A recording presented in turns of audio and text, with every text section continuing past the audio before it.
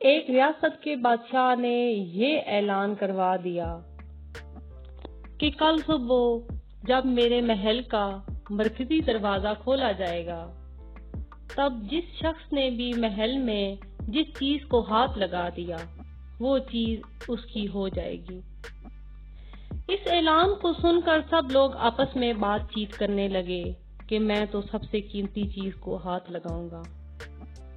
کچھ لوگ کہنے لگے میں تو سونے کو ہاتھ لگاؤں گا، کچھ لوگ چاندی کو تو کچھ لوگ قیمتی زیورات کو، کچھ لوگ گھوڑوں کو تو کچھ لوگ ہاتھی، کچھ لوگ دودھ دینے والی گائے کو ہاتھ لگانے کی بات کر رہے تھے۔ جب صبح محل کا مرکزی دروازہ کھلا اور سب لوگ اپنی اپنی من پسند چیزوں کے لیے دوڑے، سب کو اس بات کی جلدی تھی کہ پہلے میں اپنی من پسند چیزوں کو ہاتھ لگا دوں تاکہ وہ چیزیں ہمیشہ کے لیے میری ہو جائیں۔ بادشاہ اپنی جگہ پر بیٹھا سب کو دیکھ رہا تھا اور اپنے آس پاس ہو رہی بھاگ دوڑ کو دیکھ کر مسکرا رہا تھا۔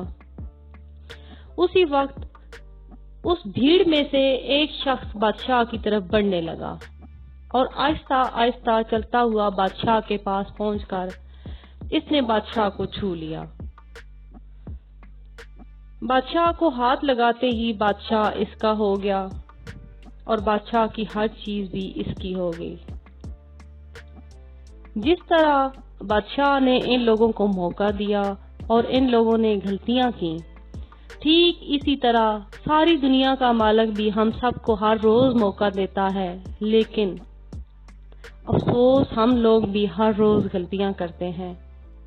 ہم اللہ کو حاصل کرنے کی بجائے اللہ کی بنائی ہوئی دنیا کی چیزوں کی آرزو کرتے ہیں، لیکن کبھی بھی ہم لوگ اس بات پر غور نہیں کرتے کہ کیوں نہ دنیا کے بنانے والے مالک کو پا لیا جائے۔ اگر مالک ہمارا ہو گیا تو اس کی بنائی ہوئی ہر چیز بھی ہماری ہو جائے گی۔